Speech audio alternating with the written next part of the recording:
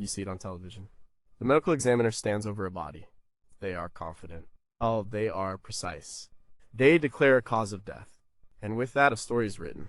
A story of murder, suicide, or accident. We trust this story. It is based on science, on fact, on the cold, hard evidence the body provides. But what if the body is not a reliable narrator? What if the evidence is not so clear? There are an estimated 500,000 autopsies performed in the United States each year. Each one is meant to provide answers. But sometimes they only create more questions. Studies have shown major discrepancies between clinical diagnoses and autopsy findings in as many as 25% of cases. That is a staggering number. It means that for 1 in 4 people, the story doctors believed about their death was wrong. And when it comes to criminal investigations, the stakes are even higher. A single misplaced conclusion can send an innocent person to prison or let a guilty one walk free. The story told by the autopsy report becomes the official truth. But it is a truth built on interpretation. A truth that can be swayed by ambiguity, by error, and by things we simply do not understand. We are taught to believe in the certainty of the morgue. But the truth is, the morgue is a place filled with mysteries. It is a place where science meets its limits. It is a place where unexplained discrepancies are not just common, they are an inherent part of the job. These are the gaps in our knowledge, the moments where the evidence contradicts itself, the times when the body tells a story that makes no sense at all. What follows are not neat and tidy answers. They are the questions that keep forensic pathologists up at night. They are the 18 unexplained discrepancies that challenge everything we think we know about death. Number 18, what if the body lies about when it died? The first question in any death investigation is always the same. When did it happen?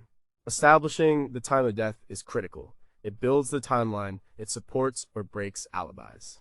On television, this moment is simple. The medical examiner touches the body, feels for stiffness, and announces a time. He's been dead 6 to 8 hours. Case closed. But reality is not so simple. The body is a terrible clock. The classic signs we rely on, algor mortis, livor mortis, and rigor mortis, are profoundly unreliable. Algor mortis is the cooling of the body. In theory, a body loses heat at a predictable rate, about 1.5 degrees Fahrenheit per hour. But this is a textbook average, not a law of nature. Imagine a body found in a hot sealed car in July. It might not cool at all. It might even get hotter. Now imagine a body found in a snowbank in January. It will cool much faster. The victim's clothing, their body fat percentage, the humidity in the air, whether they had a fever when they died, all of these factors throw the calculation off.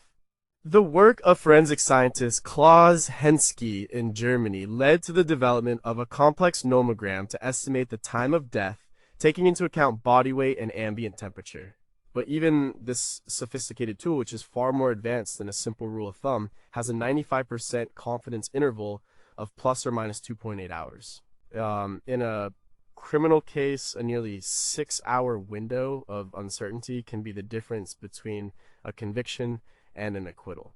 Then there is livor mortis, or lividity. This is the purplish red discoloration that appears as blood settles in the lower parts of the body due to gravity. It usually starts within an hour and becomes fixed after about 8 to 12 hours. Fixed means if you press on the skin, it will no longer turn white. This can tell you if a body has been moved. If the lividity is fixed on the back, but the body is found face down, you know someone moved it after at least 8 hours had passed. But here too, there are discrepancies. In cases of carbon monoxide or cyanide poisoning, the lividity can be a cherry red color, which can be mistaken for something else. In anemic individuals, it might be faint or absent. In a cold environment, it can be delayed. It is a clue, not a stopwatch. And finally, there's rigor mortis, the stiffening of the muscles. It is caused by chemical changes in the muscle fibers after death. It typically begins in the small muscles of the face and jaw within 2 to 4 hours, spreads to the entire body by 12 hours, and then begins to disappear after about 36 hours as decomposition starts. This sounds straightforward, but it is not. A person who dies during strenuous exercise, like running from an attacker, might experience almost instantaneous rigor mortis because their muscles were already depleted of the necessary chemicals. This is called cadaveric spasm. Conversely, a frail elderly person with little muscle mass might show very little rigor at all. Temperature is again a huge factor. Heat accelerates the process, cold slows it down. The famous case of the murder of Gianni Versace in 1997 is an example. His body was found on the hot stone steps of his Miami mansion. Rigor mortis would have set in and resolved much faster than in a cooler climate, complicating the timeline for investigators. These three signs are the foundation of determining time of death, yet each one is a variable, not a constant. They are influenced by a dozen different factors, many of which may be unknown to the examiner. They give a broad, often vague window of time, and yet in courtrooms, these estimates are often presented as scientific fact. If the body's own clock can be sped up or slowed down by the environment, by illness, by the person's last moments, how can we ever truly trust it? If our most fundamental tool for building a timeline is based on averages and estimations, how many alibis have been wrongly dismissed? How many innocent people have been implicated by a timeline that was nothing more than a guess? Number 17, what if the wounds tell the wrong story? A body arrives at the morgue covered in wounds. It is the job of the forensic pathologist to read these wounds, to decipher their meaning, to tell the story of the final violent moments of a life. Was it a homicide, a suicide, an accident? The wounds are supposed to provide the answer. But wounds can be liars. Their appearance can be profoundly deceiving. Consider a simple stab wound. The shape of the injury on the skin does not always match the shape of the weapon. Skin is elastic. It stretches and tears. When a knife is withdrawn, the wound can close up, distorting its original size and shape. A single-edged blade can create a double-edged wound if the knife is twisted. A short blade can create a deep wound if enough pressure is applied, compressing the body wall. The pathologist might report a wound is 5 inches deep, but the knife that caused it was only 4 inches long. This sounds like a contradiction. It sounds like a mistake, but it is a known phenomenon. The book Spitz and Fisher's Medico-Legal Investigation of Death, a cornerstone text in forensic pathology, dedicates entire chapters to these complexities. It warns examiners not to make definitive statements about the size or type of weapon based on the wound alone. Gunshot wounds are even more deceptive. An entry wound is not always small and neat. An exit wound is not always large and ragged. It depends on the type of bullet, the distance it was fired from, the angle of entry, and what it hit on its way through the body. A bullet that tumbles end over end can create a massive exit-like wound upon entry. A bullet that strikes bone can shatter, creating multiple exit wounds from a single shot. In the autopsy of President John F. Kennedy, the nature of the wounds was a source of intense controversy for decades. The initial confusion over whether a wound in his throat was an entry or exit wound fueled conspiracy theories. It demonstrates how even the most high-profile examinations can be fraught with ambiguity. And then there is the question of suicide versus homicide. Hesitation marks are a classic sign of suicide. These are shallow, superficial cuts made near the fatal wound, usually on the wrists or neck. They are seen as the marks of a person building up the courage to inflict the final injury. But their absence does not rule out suicide, and their presence, in rare cases, could theoretically be staged by a clever killer. A pathologist must also distinguish between injuries that happen before death antemortem and after death postmortem. Antemortem wounds show signs of a vital reaction like bleeding and swelling because the heart was still pumping. Postmortem wounds do not. But what about wounds inflicted right at the moment of death, the so-called perimortem injuries?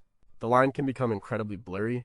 An injury inflicted on a dying person whose circulation is failing might show very little vital reaction, making it look like it happened after death. This could lead an examiner to wrongly conclude that the injuries were part of an attempt to cover up the crime, rather than the cause of death itself. The pathologist is not just an observer, they are an interpreter. They piece together a narrative from a series of physical marks. But every mark is open to interpretation. Every wound has a story to tell, but it is often spoken in a language we do not fully understand. If a single stab wound can be so misleading, how can we be sure about a body with dozens of injuries? If the difference between an entry and exit wound can be so ambiguous, how many shooting reconstructions are flawed from the start? When a life is told in the language of wounds, what happens when we translate it wrong? Number 16, what if drowning looks like something else? Drowning seems like one of the most straightforward causes of death. A person is submerged in water, they cannot breathe, and they die. The signs at autopsy appear classic: water in the lungs, froth in the airways, a swollen and heavy appearance. But the diagnosis of drowning is one of the most difficult and controversial in all of forensic pathology. It is often a diagnosis of exclusion. This means the pathologist rules everything else out: heart attack, injury, seizure, play, and is left with drowning as the only remaining possibility. This is a weak foundation for a definitive conclusion. The classic signs are not always present. In about 10 to 15% of cases, victims experience what is known as dry drowning. This happens when water enters the larynx, causing a sudden, involuntary spasm of the vocal cords, laryngospasm. This seals the airways shut. The person still suffocates, but very little water, if any, ever enters the lungs. The autopsy of a dry drowning victim can be remarkably clean. The lungs might not be heavy or waterlogged. There might be no froth. To an examiner, it might not look like drowning at all. The death of actress Natalie Wood in 1981 is a case that has been plagued by this uncertainty. Her cause of death was initially ruled an accidental drowning, but the lack of classic signs and the presence of bruises on her body have led to the case being reopened and her cause of death being changed to drowning and other undetermined factors. The ambiguity of the autopsy findings left the door open to speculation for over 40 years. To confirm drowning, pathologists have long searched for a definitive test. For many years, the diatom test was seen as the answer. Diatoms are microscopic algae present in all natural water. The theory was that if a person was alive and breathing when they entered the water, they would inhale diatoms deep into their lungs. The diatoms would then pass into the bloodstream and be deposited in distant organs like the bone marrow and kidneys. Finding diatoms in these closed-off organs would be proof of drowning, but the diatom test is now highly controversial. Studies have shown that diatoms can contaminate samples in the lab. They can also enter the body through other means, like drinking contaminated water or eating certain foods. A 2014 review published in the journal Forensic Science International concluded that while the test has potential, the risk of contamination and misinterpretation is so high that it cannot be used as standalone proof of drowning. The environment of the water itself can create discrepancies.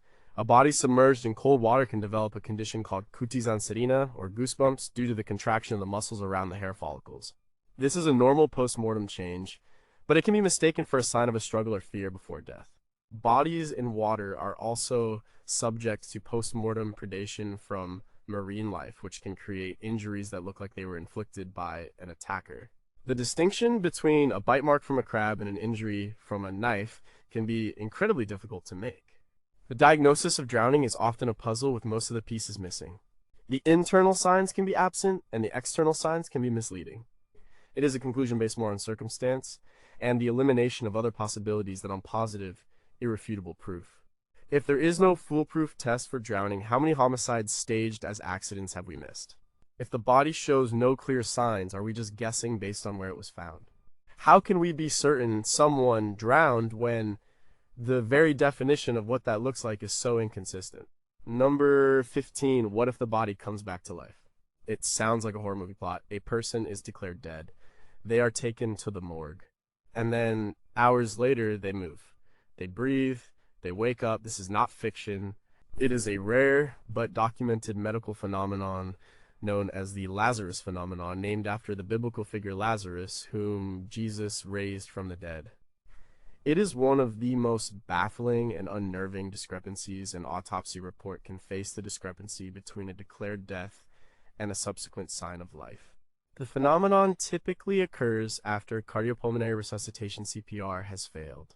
Medical personnel cease efforts, a time of death is called, and everyone believes the patient is gone. Then, anywhere from a few minutes to over an hour later, the person's circulation and breathing spontaneously return. The first widely documented case was in 1982, reported in the journal Anesthesiology. Since then, medical literature has documented at least 65 cases as of early 2023. Given that it is likely underreported due to fear of litigation or ridicule, the true number is probably higher. The exact cause is unknown, but there are several leading theories. One is delayed drug action. During CPR, drugs like adrenaline are often injected to restart the heart. If circulation is poor, these drugs may not reach the heart immediately. They might pool in the peripheral veins. When CPR stops, the pressure in the chest is released, and these veins might finally deliver the concentrated dose of medication to the heart, causing it to restart. Another theory involves the buildup of pressure in the chest from aggressive ventilation during CPR. This pressure can compress the heart and veins, preventing blood from returning to the heart. When ventilation stops, the pressure is released, allowing the heart to refill and potentially restart on its own. This is known as the air trapping hypothesis. Imagine the implications for a forensic investigation. A person is attacked and suffers a cardiac arrest. Paramedics perform CPR but are unsuccessful. They declare the person dead at the scene. The police begin their homicide investigation. And then at the morgue, the victim gasps for air on the autopsy table.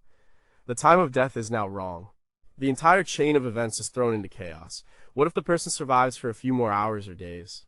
Does this change the charge from murder to attempted murder or assault? The legal ramifications are immense. The case of a 24-year-old man in the UK in 2013 highlights this. He collapsed after a heroin overdose. Paramedics worked on him for 30 minutes before declaring him dead.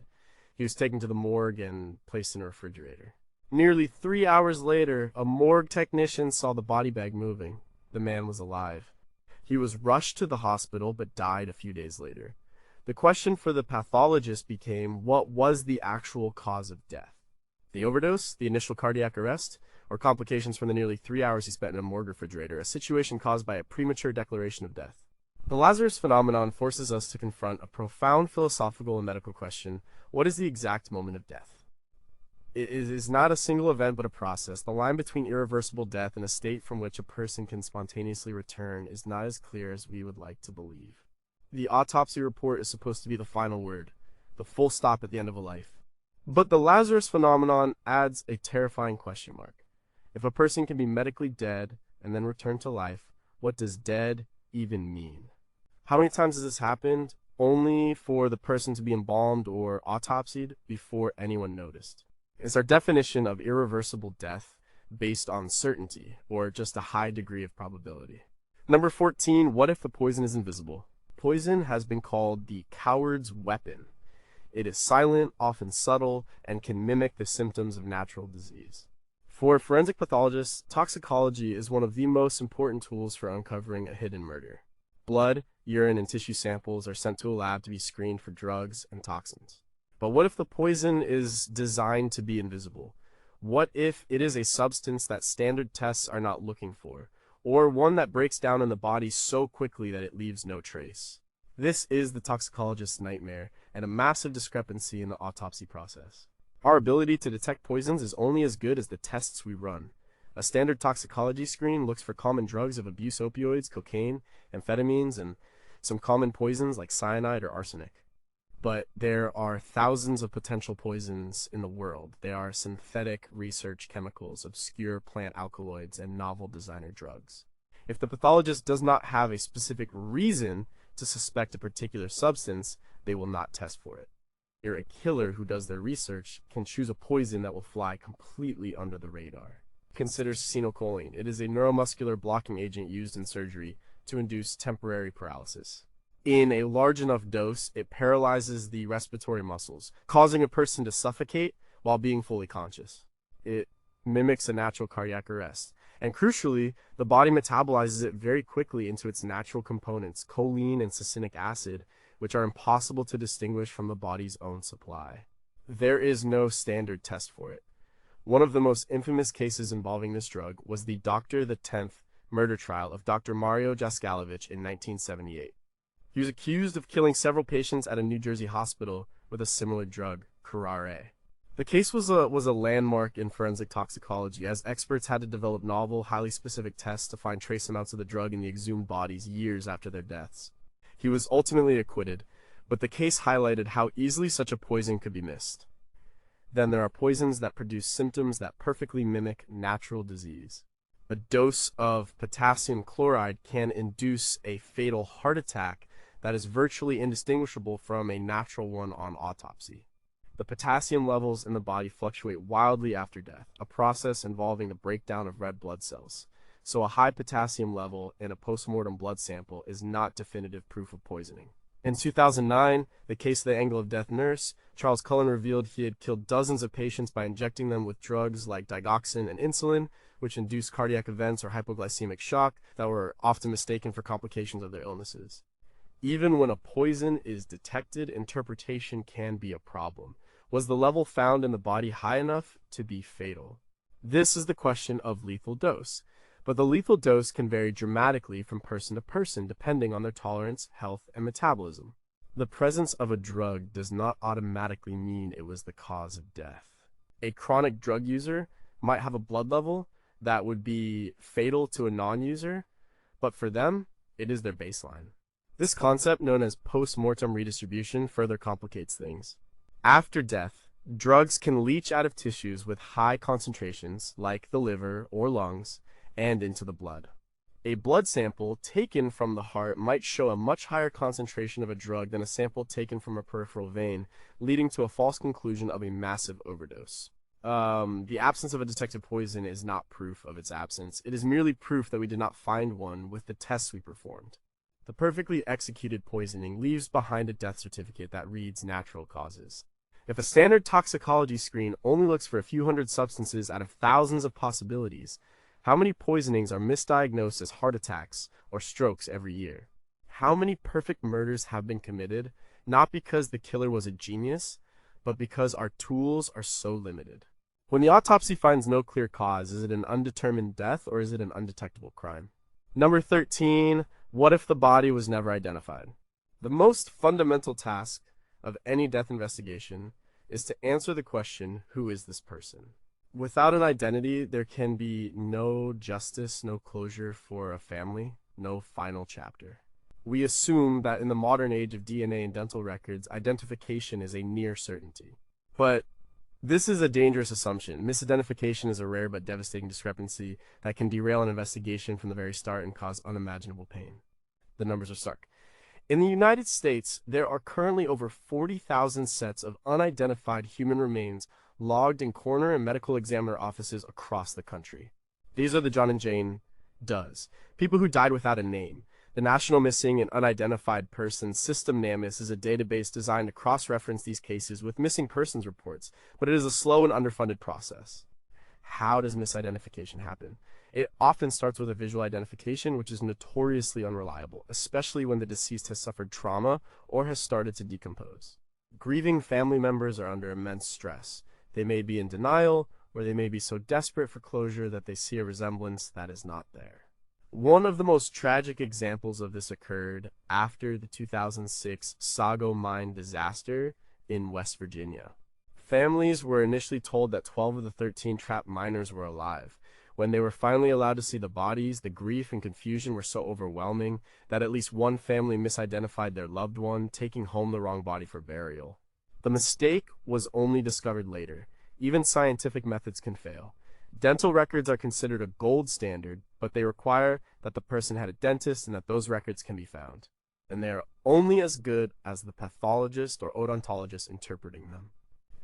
A missing filling or a similar tooth structure can lead to a mistake. Fingerprints are excellent, but they require the person to have a print on file, and the skin on the hands can be degraded after death, making them unusable. DNA is our most powerful tool, but it is not infallible. Contamination is a constant risk in a lab. And for a DNA match to work, you need something to compare it to. If the person has no close relatives who can provide a family reference sample, or if their own DNA is not in any database, it is useless. The case of the boy in the box is a haunting example. In 1957, the body of a young boy was found in a cardboard box in Philadelphia. Despite a massive investigation and decades of renewed efforts, his identity remained a mystery for 65 years. He was finally identified in 2022 as Joseph Augustus Zarelli through the use of advanced genetic genealogy, a technique that was science fiction when he died. For over 6 decades, he was just an autopsy number. A misidentification creates 2 tragedies. The first is for the family of the John Doe, who may spend years or a lifetime searching for a missing person who has already been found but lies buried under the wrong name. The second is for the family who has unknowingly buried a stranger, believing them to be their loved one. It is a discrepancy that rewrites family histories and undermines the very purpose of the autopsy. An autopsy report on the wrong person is worse than no report at all. It sends investigators down a false path, looking into the life and enemies of a person who is not even the victim. If visual identification is so unreliable, why is it still so commonly used and accepted? How many of our 40,000 John and Jane are not unknown but are actually buried in the wrong grave under the wrong name because of a mistake made in a moment of grief? What does an autopsy mean if it is a meticulous examination of the wrong human being? Number 12. What if the last meal is a myth? It is a staple of detective fiction. The pathologist opens the stomach and discovers the victim's last meal. He ate steak and potatoes about 2 hours before he died. This single clue narrows the time of death and points the investigation toward a specific restaurant or a dinner companion. The contents of the stomach are treated as a reliable digestive clock. This is a myth, and it is a myth that has been used to build criminal cases on a foundation of pure speculation. The rate of gastric emptying and the time it takes for food to leave the stomach storm is wildly variable. It is not a fixed, predictable process. A light, liquid meal might pass through the stomach in an hour. A heavy, fatty, or high-fiber meal could stay there for 6, 8, or even 12 hours. The idea that a specific food can be timed with any precision is considered by most modern forensic pathologists to be junk science. What factors influence it? Almost everything. Fear and stress are huge ones. The body's fight or flight response shuts down non-essential functions, including digestion. A person who is terrified, perhaps because they are being chased or held captive, could have food sit in their stomach for a very long time. An injury, especially to the head, can also halt digestion, so can many types of drugs and medications. Even a person's individual metabolism and health play a role. A diabetic with gastroparesis might have a stomach that empties incredibly slowly. Two people could eat the exact same meal at the exact same time, and one might have an empty stomach in 3 hours, while the other still has undigested food 8 hours later.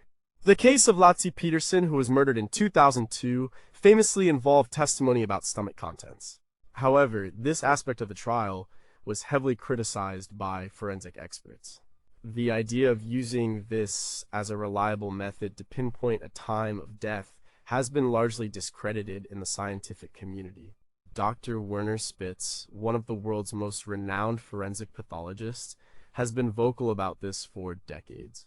In his book, he states bluntly that attempting to use stomach contents to determine a precise time of death is a treacherous exercise.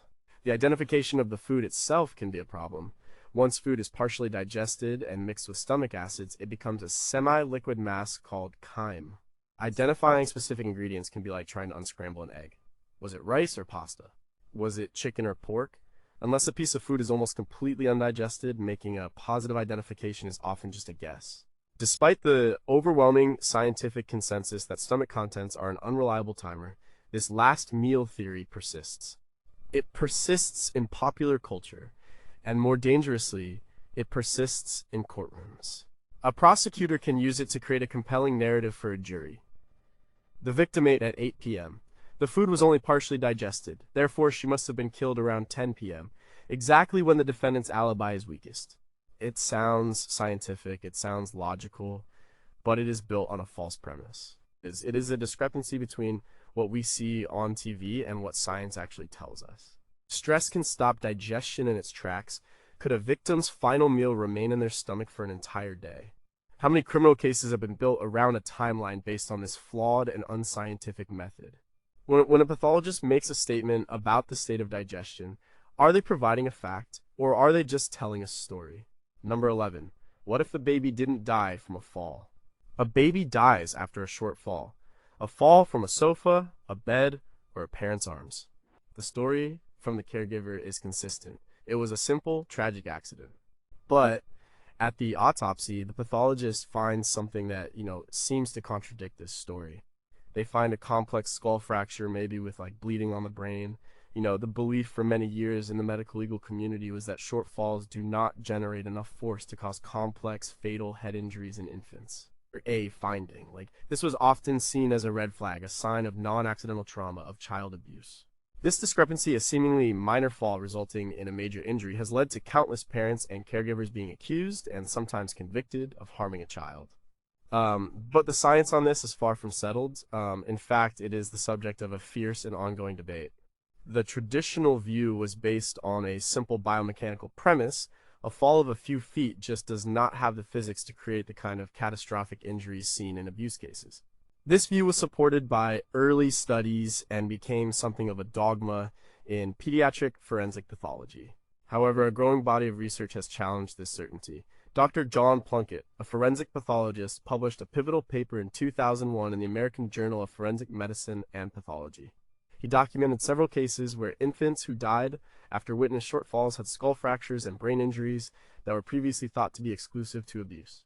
His work suggested that under the right, or rather, the wrong circumstances, a short fall could indeed be lethal. The type of surface the child lands on is critical. A fall onto a hard, unyielding surface like tile or concrete is very different from a fall onto a carpeted floor. The point of impact also matters. A direct impact on a vulnerable part of the skull can concentrate the force with devastating effect. The problem is that it is impossible to conduct experiments to determine exactly how much force is required to kill an infant. It is an ethical and moral impossibility. So scientists have to rely on biomechanical models, animal studies, and accidental injury data, all of which have their limitations. The result is a field filled with conflicting studies and passionate expert opinions on both sides. There is no simple black and white answer. This leaves the pathologist in an incredibly difficult position. They have a dead child on their table. They have an injury that is more severe than the story of the fall would seem to allow. Do they trust the story, or do they trust the traditional interpretation of the injury? The pressure to protect children can create a bias, consciously or unconsciously, toward finding abuse. The phrase "bobbies don't just die" is a common refrain, but the tragic reality is that sometimes they do, from accidents that seem minor. The case of Erin McClung in Texas is a stark example. She was convicted of murder in 2003 after her son died following what she said was a short fall. 10 years later, after new medical evidence about short falls emerged, her conviction was questioned, highlighting the evolving nature of the science. The discrepancy between the reported event and the observed injury is not necessarily a sign of a lie. It can be a sign of our own limited understanding of pediatric biomechanics. A pathologist's interpretation of that discrepancy can have life-altering consequences. It can be the difference between a family grieving a tragic accident and a parent facing a murder charge.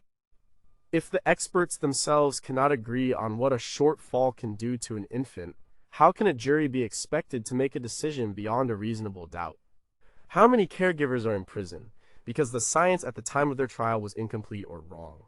Is an unexplained injury in a child always a sign of abuse, or is it sometimes just a sign of the limits of our knowledge? Number 10, what if the body preserves itself? Decomposition is the expected end for all living things. After death, the body begins a predictable process of breaking down, driven by bacteria and enzymes. A pathologist uses the stage of decomposition to help estimate the time of death and understand the circumstances surrounding it. But sometimes the body defies this expectation. In certain environments, the process of decay is halted, and the body enters a state of unusual preservation. This can create a massive discrepancy between when the person likely died and what the state of the body suggests. One of the most striking forms of this is adipocere, also known as grave wax. It is a firm, waxy substance that forms from the fats in the body. This process, called saponification, happens in cold, moist, anaerobic, low-oxygen environments, such as being buried in wet clay soil or submerged in cold water. The adipocere coats the soft tissues, effectively creating a protective shell that halts bacterial decay. A body can be preserved by adipocere for decades or even centuries. When found, the person's facial features and even the details of their injuries can be remarkably intact. The Soap Lady at the Mutter Museum in Philadelphia is a famous example of a body almost entirely converted to adipocere. She died in the 19th century, but her remains are eerily preserved. For a forensic investigator, finding a body with extensive adipocere formation can make estimating the time of death nearly impossible based on decomposition alone. A body that looks like it has been dead for a few months might have actually been there for 20 years. The opposite environmental condition, hot and dry, can lead to another form of preservation, mummification. In a desert or even a dry, well-ventilated indoor space, the body can lose water so quickly that the tissues desiccate before they can decay. The skin becomes dry, leathery, and dark. The organs shrink. Like autopsy or mummification can preserve the body for a very long time, again making the state of the remains a poor indicator of the post-mortem interval. Investigators have found mummified remains in attics, closets, and sealed-off rooms, sometimes years after the person died. The environment inside the body can also play a role. The presence of certain drugs or poisons can inhibit the bacterial growth that drives decomposition. A person who dies from an overdose of certain types of antidepressants, for example, might decompose more slowly than expected. The Iceman Otzi, the 5,300-year-old mummy found in the Alps in 1991, was preserved by the unique freezing conditions of the glacier. His discovery provided an unprecedented look into the past, but it also serves as a dramatic example of how the environment can completely arrest the normal process of time. When a pathologist encounters a body that is unusually well preserved, they are faced with a major discrepancy. The physical evidence of the body seems to contradict any reasonable timeline. If a person was reported missing 5 years ago, but their body is found with minimal decomposition, the first assumption might be that the report was wrong, or that the body was stored somewhere else before being dumped. But the truth might be that the body has been in that one spot the whole time, perfectly preserved by the unique chemistry of its surroundings. It is a reminder that the rules of decomposition are not rules at all, but guidelines that can be completely rewritten by the environment. If a body can be naturally preserved for decades, how many cold cases have been compromised by a mistaken estimate of the time of death? Can the chemical signature of autopsy or mummification tell us about the specific environment where a person died, even if their body was moved? What other forms of natural preservation exist that we have not even discovered yet? Number 9. What if? The DNA is not from the killer. DNA evidence is seen as the ultimate truth teller in forensic science. It can link a suspect to a crime scene with a statistical certainty that is almost unimaginable. The Innocence Project has used DNA evidence to exonerate over 375 people in the United States, many of whom were on death row. We place our faith in DNA. But what if the DNA found at the scene, or even on the victim's body, does not belong to the killer? What if it belongs to a completely innocent person, and its presence is just a coincidence? This is the problem of DNA transfer, and it creates a profound discrepancy between what the evidence seems to say and what actually happened. We are all constantly shedding our DNA. We leave a trail of skin cells, hair, and saliva everywhere we go. This is the basis of touch DNA analysis. But this also means our DNA can be moved around by other people or objects. This is secondary transfer. For example, you shake someone's hand. Some of your skin cells transfer to their hand. They then touch a doorknob. Your DNA is now on that doorknob, even though you were never there. If a crime later occurs in that room, your DNA could be found linking you to the scene. A study published in 2015 in the International Journal of Legal Medicine demonstrated this powerfully. Researchers had volunteers shake hands for 2 minutes. The person who received the DNA then handled a knife. And 85% of the cases, the other person's DNA was transferred to the knife. In 20% of those cases, the person who had never even touched the knife was identified as the main or sole contributor of DNA on the weapon. Think about that. 1 in 5 times, the DNA evidence pointed directly to a completely innocent person. This problem is amplified in cases of DNA mixtures, where samples from multiple people are present. A sample taken from a victim's fingernails might contain DNA from the victim, from the attacker, and also from someone the victim hugged earlier that day. Teasing these profiles apart is complex and subjective. The interpretation of these mixed samples is one of the biggest challenges in modern forensic genetics. The case of Lucas Anderson in California is a chilling real-world example. In 2012, a millionaire was murdered in his home. Anderson, a homeless man with a history of minor offenses, was charged with the murder. His DNA was found under the victim's fingernails. The case seemed open and shut. But Anderson had a perfect alibi. He had been passed out drunk and was taken to the hospital hours before the murder. He was still in the hospital, under observation, when the crime occurred. So how did his DNA get under the victim's fingernails? It turned out that the same paramedics who had treated Anderson earlier in the day later responded to the murder scene. They had inadvertently transferred his DNA from their equipment or uniforms to the victim's body. The discrepancy between the DNA evidence and the alibi was only resolved because of detailed hospital records. Without them, an innocent man would have almost certainly been convicted of murder. The presence of DNA at a crime scene only proves that a person's DNA was at the crime scene. It does not prove they were there. It does not prove they committed a crime. It does not tell you when or how the DNA got there. We have put DNA on a pedestal, treating it as infallible proof of guilt. But the reality is that it is just another piece of circumstantial evidence that can be misleading and misinterpreted. If DNA can be so easily transferred, how many people are suspects in crimes they had nothing to do with? As our testing methods become more and more sensitive, are we just finding more and more innocent DNA, creating more noise and confusion? In the face of a DNA match, can a jury ever truly believe that it might just be a terrible coincidence? Number 8, what if the fire caused the injuries, not the killer? A body is found in the charred remains of a house fire. The assumption is that the person died from smoke inhalation or burns. But during the autopsy, the pathologist discovers a fractured skull or broken bones. This immediately raises a red flag. The discrepancy between a fire death and a traumatic injury suggests a homicide. The killer, it seems, tried to use the fire to cover up a murder. This is a classic scenario. But it is one that can be completely wrong. The fire itself can inflict injuries that perfectly mimic a violent assault. The intense heat of a fire does strange and powerful things to a human body. One of the most common and misleading effects is the pugilistic attitude. As the body is exposed to heat, the muscles cook and contract. This causes the limbs to flex, pulling the arms up into a defensive, boxer-like pose. To an untrained eye, it can look like the victim was fighting for their life. It is a purely thermal effect, not a behavioral one. More significantly, heat can fracture bones. As the fire burns, the water inside the bones turns to steam. The pressure builds until the bone can literally explode. These heat-induced fractures can be very difficult to distinguish from fractures caused by blunt force trauma. They can be sharp and angled just like a blow from a heavy object. In the 1990s, the work of forensic anthropologist Stephen Symes was groundbreaking in this area. Through experimental studies, he demonstrated that fire can produce fracture patterns that are nearly identical to those caused by saws, knives, and blunt instruments. A pathologist who is not an expert in fire-related deaths could easily misinterpret these thermal fractures as evidence of a violent struggle or a beating. The skull is particularly susceptible. The heat can cause the outer layers of the skull to separate and flake off, or it can create complex fracture lines that radiate out from a central point, mimicking a gunshot wound or a blow from a hammer. To differentiate between a thermal fracture and a trauma-induced fracture, the pathologist must look for signs of a vital reaction like bleeding or bruising around the injury.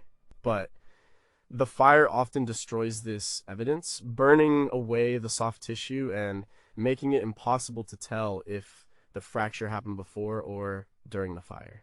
The case of Cameron Todd Willingham, who was executed in Texas in 2004 for allegedly setting a fire that killed his 3 young daughters, has become a focal point for this issue. A key piece of evidence against him was the interpretation of the fire scene, but many fire science experts now believe the original investigation was based on flawed and outdated arson myths. While his case was more about the fire scene than autopsy findings, it highlights the broader problem of how easily fire can be misinterpreted by investigators who lack specialized training. When a body is recovered from a fire, the pathologist is faced with a scene of massive destruction. The evidence is literally burned away. Distinguishing between injuries inflicted by a person and injuries inflicted by the fire requires a high level of expertise. A mistake in this interpretation can lead to a natural or accidental death being ruled a homicide, or vice versa. If fire can break bones and split skulls, how many accidental fire deaths have been investigated as murders? When the soft tissue is gone, can we ever be 100% certain whether a fracture happened before or after the fire started? Is our justice system relying on pathologists who have enough specialized training to tell the difference between a killer's blow and a trick of the heat? Number 7. What if suicide looks exactly like murder? The distinction between suicide and homicide is one of the most critical determinations a medical examiner can make. It changes everything about an investigation. In many cases, the evidence is clear. A note, a history of depression, a locked room, but in other cases, the line is incredibly blurry. A suicide can be staged to look like a murder. a murder can be staged to look like a suicide. And sometimes the physical evidence of a suicide can be so violent and unusual that it seems impossible for it to have been self-inflicted. Consider a gunshot wound. A contact wound to the temple or in the mouth is a classic sign of suicide. But what about a gunshot wound to the back? It seems impossible for a person to shoot themselves in the back. But it has happened. People have used strings, mirrors, or contorted their bodies in unusual ways to accomplish it. A case reported in the Journal of Forensic Sciences in 1993 detailed the suicide of a man who managed to shoot himself in the center of his back with a rifle. Without a confession or other evidence, such a scene would almost certainly be treated as a homicide. The number of wounds can also be misleading. We think of suicide as a single, decisive act. But complex suicides involving multiple methods or multiple injuries are well documented. A person might take an overdose of pills, then cut their wrists, and then hang themselves. The scene looks like a frenzy of violence, more akin to a struggle with an assailant than a self-inflicted death. A study from Turkey, published in 2006, found that in a series of 681 suicides, nearly 5% were classified as complex. This includes cases of multiple stab wounds. While hesitation marks are common, a person in a state of extreme determination or psychosis can inflict dozens of deep, powerful stab wounds on themselves, a pattern that screams homicide to investigators. The location and position of the body can also create discrepancies. We expect to find the weapon near the body in a suicide, but that is not always the case. A gun can be thrown by a convulsive spasm in the final moments. A person who shoots themselves in a car might have the car roll into a ditch, far from where the act took place. The case of CNN founder Ted Turner's son, Robert Teddy Turner IV, who was found with a single gunshot wound, was initially investigated as a possible homicide, in part because of the unusual circumstances, before being ruled a suicide. It shows that even in high-profile cases, the initial evidence can be confusing. The field of psychological autopsy was developed to help with these ambiguous cases. It involves interviewing family, friends, and doctors to build a picture of the deceased's state of mind in the weeks and months leading up to their death. It looks for risk factors like mental illness, substance abuse, recent losses, or previous suicide attempts, and it was pioneered by psychologists like Edwin Schneidman and Norman Farborough in the 1950s. While it can provide valuable context, it is not a foolproof science. It is an interpretation of a person's life, and it can be influenced by the biases and memories of those left behind. A pathologist must be careful not to let the sheer violence or strangeness of a scene rule out the possibility of suicide. People are capable of doing extraordinary things to themselves in their final moments. The discrepancy between what we think suicide should look like and what it sometimes does look like is vast. It is a gap in our understanding that can lead investigators down the wrong path for weeks, months, or forever. If a person can stab themselves 20 times or shoot themselves in the back, are there any injuries that are truly impossible to self-inflict? How many murder investigations have been launched into what were ultimately tragic suicides, wasting resources and tormenting families? In an ambiguous case, how much weight should be given to the physical evidence versus the psychological story of the victim's life? Number 6. What if it wasn't a crime at all, but an animal? A body is found outdoors, partially dismembered, with strange marks and injuries on the skin and bones. The scene is gruesome. It looks like the work of a violent, sadistic killer. The autopsy reveals what appear to be stab wounds, cut marks on the bones, and evidence of a body being dragged and scavenged.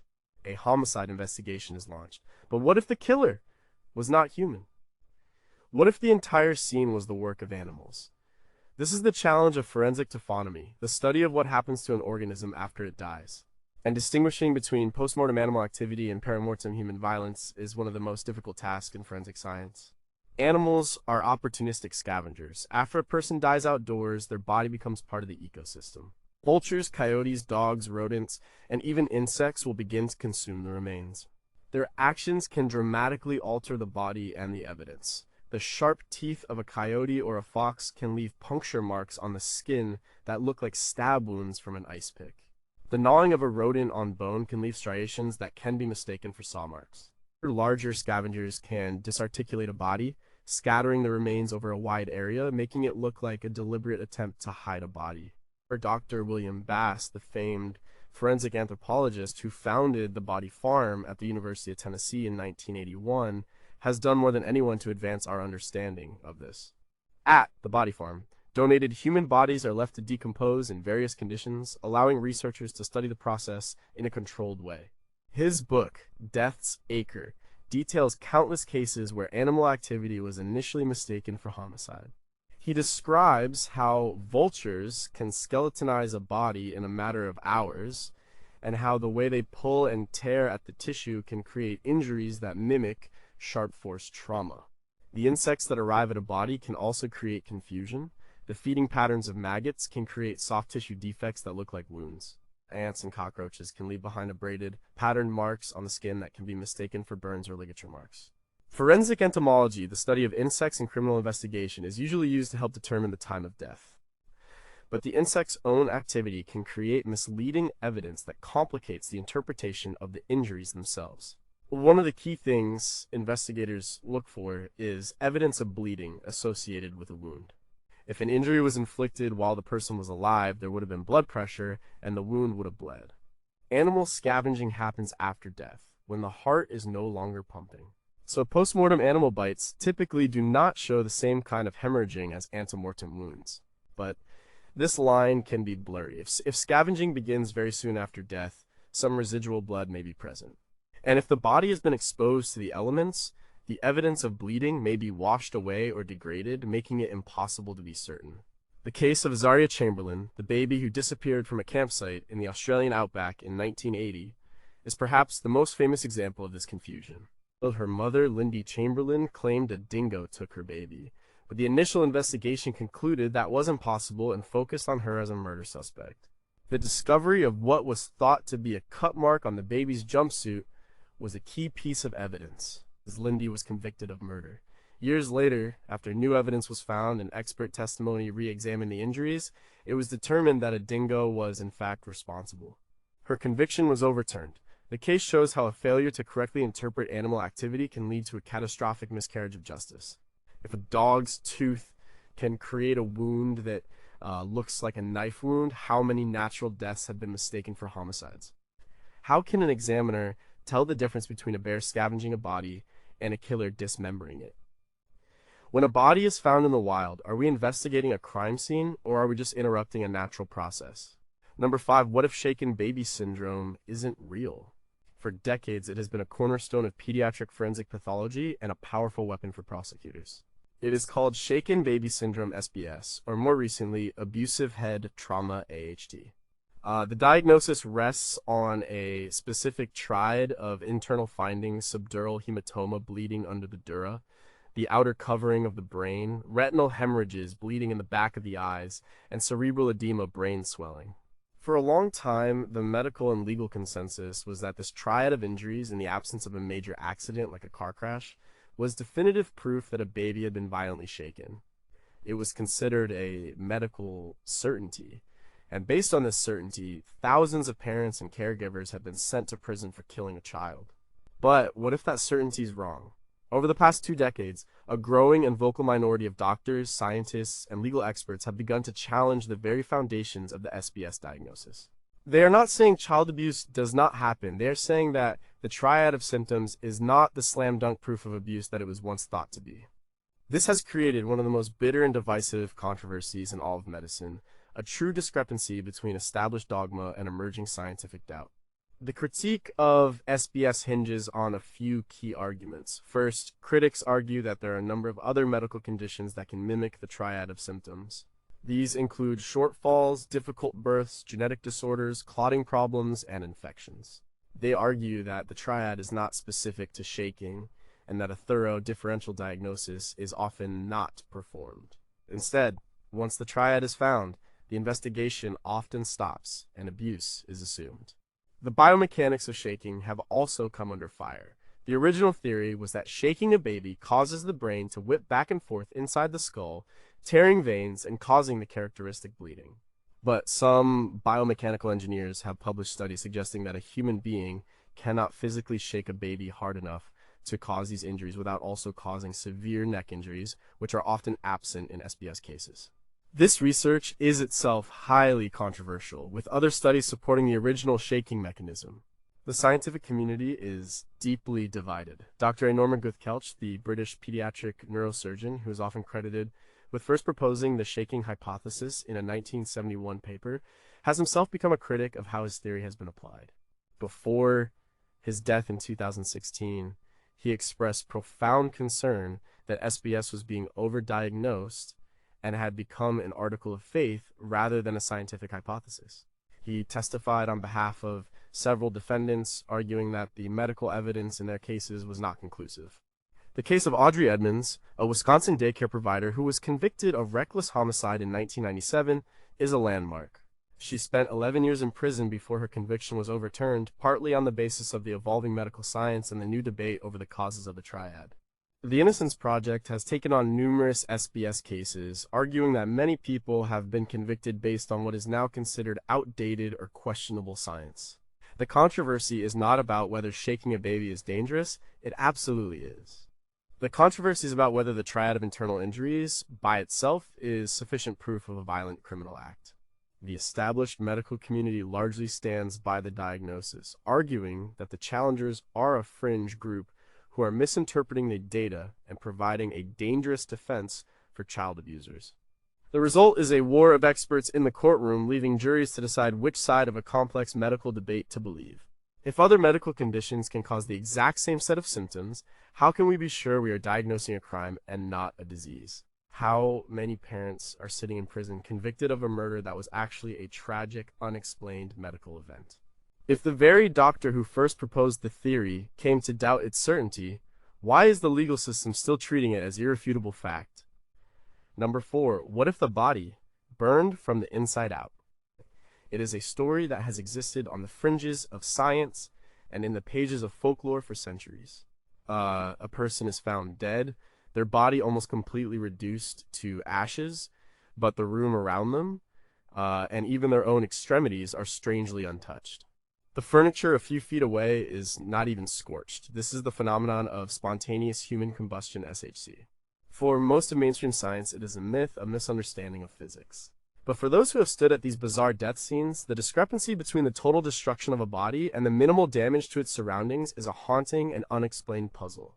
The official explanation for these cases is something called the Wick effect. This theory was first seriously proposed by Dr. David Gee in a 1965 article in the journal Medicine, Science, and the Law. The theory posits that the human body can act like an inside-out candle. A person's clothing acts as the wick, and their body fat acts as the fuel. The process starts with an external ignition source, a dropped cigarette, a spark from a fireplace. This ignites the clothing. As the fire smolders, it begins to melt the subcutaneous body fat. This melted fat is then drawn into the cloth wick, fueling a slow, low-temperature but very persistent fire. This can continue for hours, reaching temperatures high enough to destroy bone, while not being hot or fast enough to ignite the rest of the room. The legs and hands are often left behind because they have less fat and are further from the core of the candle. The wick effect is a plausible and scientifically sound explanation. It has been demonstrated experimentally using animal carcasses wrapped in cloth. It explains many of the key features of alleged SHC cases. The case of Mary Reeser in St. Petersburg, Florida in 1951 is often cited as a classic example. She was found in her armchair, reduced to a pile of ashes, with only her left foot remaining. The rest of the apartment had minimal damage. Investigators at the time were baffled, but the scene is consistent with the wick effect, likely started by a dropped cigarette. And yet, for some, the wick effect does not explain everything. There are details in some historical accounts that are harder to square. Reports of strange, greasy soot on the walls, a lack of any smoke smell, and the complete calcination of bones, which typically requires extremely high temperatures, found only in crematoria. Proponents of a genuine SHC phenomenon, like the paranormal researcher Larry Arnold in his 1995 book Ablaze, argue that some internal unknown chemical process must be at play. They have proposed theories involving everything from static electricity to buildups of methane in the intestines, though none of these have any scientific support. The discrepancy, then, is not necessarily between science and the supernatural. It is between a very neat and tidy theory, the Wick effect, and the messy, sometimes contradictory details of individual cases. When a pathologist arrives at a scene where a body has been almost vaporized, but the newspaper on the table next to it is unread, it challenges their understanding of how fire works. While the vast majority of forensic experts accept the Wick effect as the sole explanation, the imagery of these deaths is so powerful and counterintuitive that it continues to fuel speculation. The autopsy report in these cases often has to describe a level of bodily destruction that seems out of all proportion to the evidence of a fire in the surrounding area. If the Wick effect requires an external flame, what about the rare cases where no ignition source was ever found? Why are some bones in these scenes turned to a fine powder, a state that normally requires temperatures of over 1,500 degrees Fahrenheit for a sustained period? Is the Wick effect the complete answer, or is it just the best answer we have for a phenomenon that still retains an element of deep mystery? Number 3. What if the bugs are wrong? When a body is found days, weeks, or even months after death, many of the traditional methods for determining the time of death are useless. Rigor mortis has come and gone. The body temperature has equalized with the environment.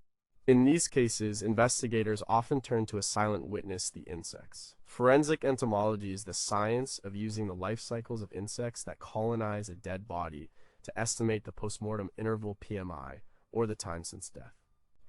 It is a fascinating and powerful tool, but it is also a field full of complexities and potential errors.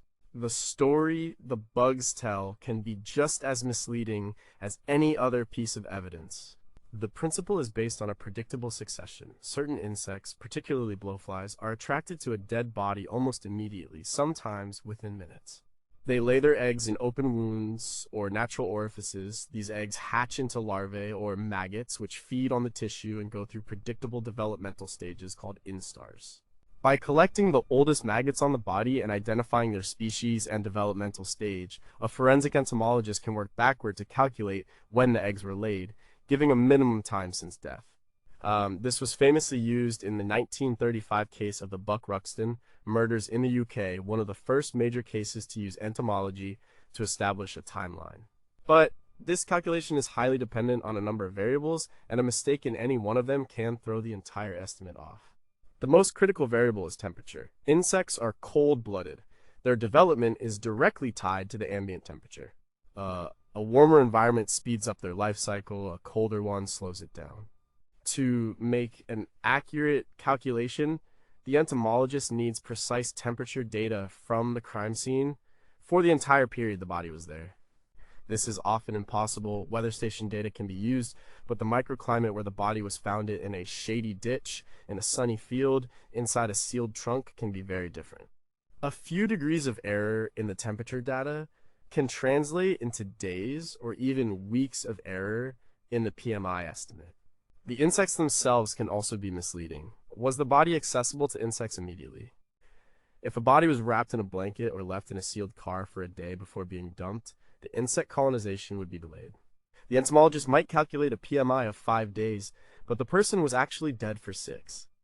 Certain drugs can also affect insect development.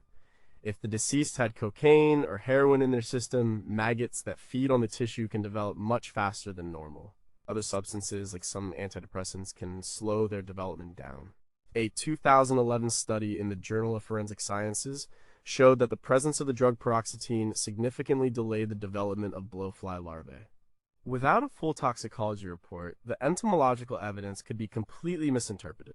There is also the problem of identifying the insects correctly. Many species of blowfly look very similar, especially in their larval stages. But they have different growth rates. A misidentification of the species can lead to a wrong PMI calculation. And what if the first insects to arrive were not the ones whose larvae were collected? It is always possible that an earlier wave of insects completed their life cycle and left the body before it was discovered. Forensic entomology is a science of estimations, not certainties. It provides a minimum time since colonization, which is not necessarily the same as the time since death. Yet in court, it is often presented as a hard scientific fact. The discrepancy between the apparent precision of the method and its inherent uncertainties can be vast. If a blanket can delay the arrival of flies by a full day, how many timelines based on insect evidence are off from the very beginning? How can we know the exact temperature a body was exposed to for the past 2 weeks? When two entomologists look at the same evidence and come up with different timeframes, who is right? Number two, what if? The evidence is just noise. The modern autopsy is a high-tech affair. It involves not just scalpels and saws, but microscopy, chemistry, genetics, and digital imaging. We have an unprecedented ability to see and measure the human body down to a cellular level. But this incredible sensitivity has created a new paradoxical problem. Sometimes we find too much. We find minor incidental abnormalities that have nothing to do with the cause of death. These are the incidentalomas, the medical red herrings, and the discrepancy between a real, significant finding and a piece of biological noise can be the most subtle and dangerous one of all. Imagine an elderly person is found dead at the bottom of the stairs. The obvious conclusion is an accidental fall. But during the autopsy, the pathologist finds a small, previously undiagnosed brain aneurysm. Suddenly, the case is not so simple. Did the aneurysm rupture, causing them to lose consciousness and fall? Or did they just trip and fall, and the aneurysm is a completely unrelated finding they had been living with for years? Many people have small aneurysms that never rupture. There is often no way to know for sure. The cause of death might be listed as undetermined, leaving the family with a lifetime of questions. This problem is everywhere in pathology. A routine microscopic examination of the heart muscle of a car crash victim might reveal minor coronary artery disease. Was it severe enough to have caused a heart attack that led to the crash? Or was it just the normal level of plaque for a person of their age? A toxicology screen on a suicide victim might find a low level of an antidepressant. Was it a sign that their medication was not working, contributing to their state of mind? Or was it just the therapeutic level they were supposed to have? The presence of a finding does not automatically mean it is the cause. Correlation is not causation. The rise of postmortem CT scanning or vertopsy has made this problem even more acute.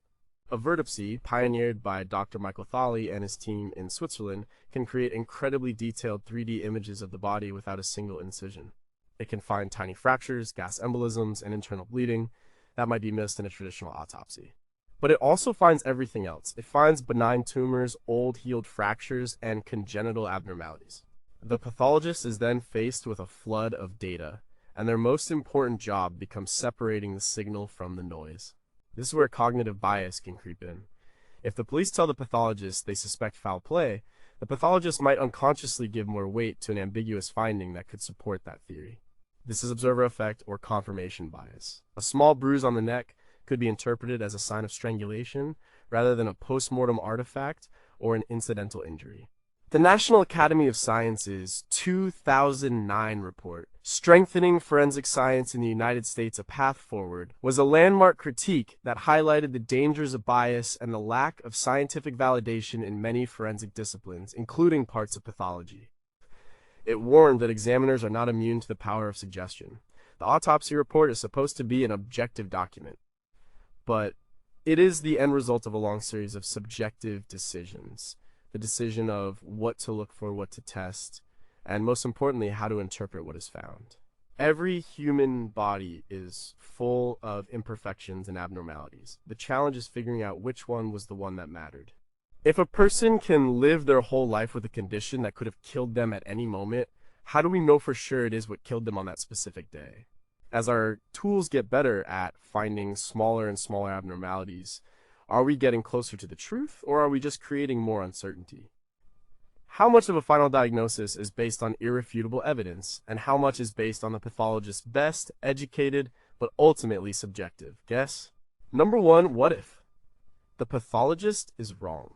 This is the final and most profound discrepancy. It is the one that underpins all the others. What if the person conducting the autopsy, the expert we trust to provide the definitive answers, is simply wrong?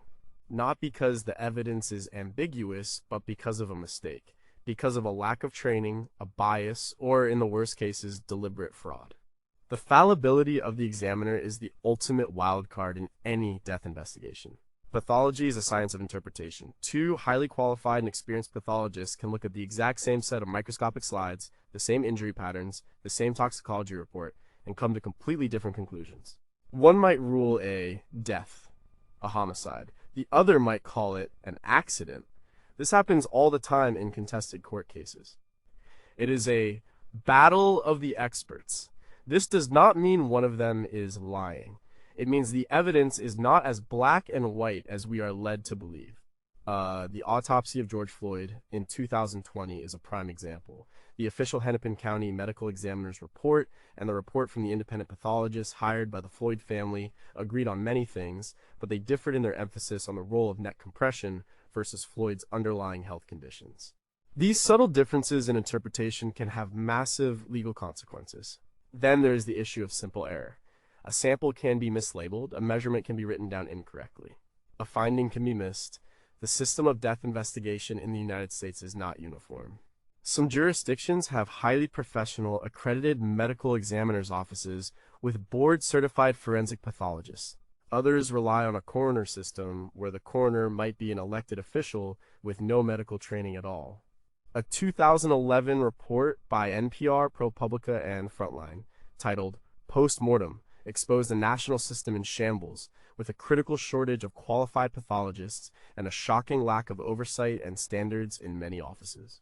The most disturbing cases are those involving outright fraud. Dr. Ralph Erdman, a pathologist in Texas in the 1980s and early 90s, was found to have faked hundreds of autopsies. He falsified reports, lost evidence, and made up findings. He was known as Dr. Death, and his work led to dozens of wrongful convictions being overturned. More recently, Dr. Michael West, a forensic odontologist in Mississippi, became infamous for his testimony on bite mark analysis, a discipline that is now widely considered to be unscientific. His testimony helped convict at least 2 men who were later exonerated by DNA evidence. These cases are extreme, but they reveal a terrifying vulnerability in the system. They show that the expert is not infallible and can, in fact, be the source of the greatest discrepancy of all. The autopsy report is the foundation upon which an entire criminal case is built. Every step of the investigation, from the initial theory of the crime to the final verdict in the courtroom, rests on the conclusions in that report. We want to believe it is a document of pure science, of objective fact, but it is a human document. It is subject to all the limitations of human knowledge, human interpretation, and human error. It is the final story of a life, but it is a story told by an imperfect narrator. If 2 of the world's top experts can look at the same body and disagree on how it died, what is truth? If the quality of an autopsy depends on the zip code where a person happens to die, what is justice? When we read a cause of death on a final report, are we reading a statement of absolute fact, or are we just reading the final and most powerful opinion?